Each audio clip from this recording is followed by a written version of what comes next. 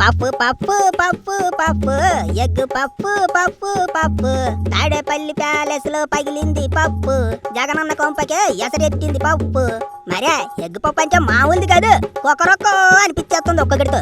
ఇప్పుడు ఇదేమేటంటే పెద్దం ఎగ్ పప్పుల దెబ్బకు వైసీపీలో ఓ చెంచా నాయకుడికి చెంపు చాటైపోనాదట. ఎవరో బాతగాడు అనుకుంటున్నారా? ఇంకెవరు, చెంచారెడ్డి, అదే చెవిరెడ్డి. ఆయన ఊరిని జగనన్న తన్ని తరిమేశాడట. అదేటండి బావా, ఎప్పుడు చూసినా జగనన్న జేబులో పెన్నులా వెనకమాలే తిరుగుతుంటాడు, అన్నకి ఏటి కావాలంటే అది చేసి పెడుతుంటాడు, ఆయన్ని తరిమేయడం ఏటి అనుకుంటున్నారా? మరే అంతా ఎగ్ పప్పుల మయమేనట.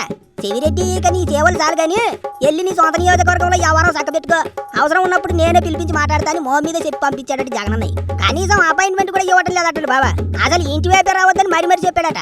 వారిని మొన్న ఉగాది పండుగ కూడా జగనన్న పక్కనే ఉన్నాడుగా చెవిరెడ్డి, అతలోనే ఏడైపోయినది అని అంటే మొన్న రాధాకృష్ణ ఎట్ట పెడితే అట్ట మాట్లాడాడని వైసీపీ వాళ్ళంతా నాన్న రచ్చ చేశారు. కానీ చెవిరెడ్డి మాత్రం రాధాకృష్ణని పల్లెత్తు మాట లేదు. కనీసం రాధాకృష్ణ చేసిన తప్పని విమర్శలు కూడా చేయలేదు.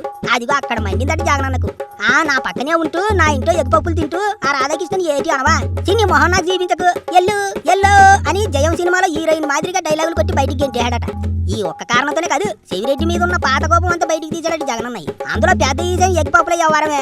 అప్పట్లో అధికారంలో ఉన్న 5 ఏళ్లు జగనన్న కొంపలో ఎగ్ పప్పుల కోసం ఎట్టిన ఖర్చు 3,60,00,000 గట్టిగా ప్రచారం జరిగింది. కూటమి ప్రభుత్వం అధికారంలోకి వచ్చాక చాలా గట్టిగా వినిపించిన విషయం ఇదే.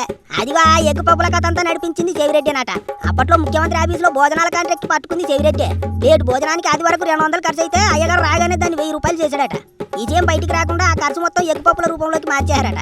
కూటమి ప్రభుత్వం వచ్చాక ఈజేం బయటికి రావడంతో జగనన్నకు పెద్ద డ్యామేజీనే జరిగింది. ఆ పాపం మొత్తం చెవిరెడ్డిదే కాబట్టి ఇప్పుడు దాన్ని కూడా బయటికి తీసి తిట్టకుండా తిట్టి గెంటేశాడట జగనన్న. ఇక ప్రస్తుతం తాడేపల్లి కొంపలో ఆ చెవిరెడ్డికి సజ్జల రామకృష్ణకు మధ్య పోటీ నడుస్తోందని చానాలుగా వినిపిస్తున్న ఈ సేవే. అందుకే సజ్జలే పక్కాగా ప్లానింగ్ చేసి చెవిరెడ్డిని బయటికి గెంటేయించడానికి కూడా మాట్లాడుకుంటున్నారు చాలా మంది. ఏటైనా ఏళ్లు గడుస్తున్నా సరే ఎగ్గు పప్పులు మాత్రం జగనన్నను వదిలిపెట్టడం లేదు.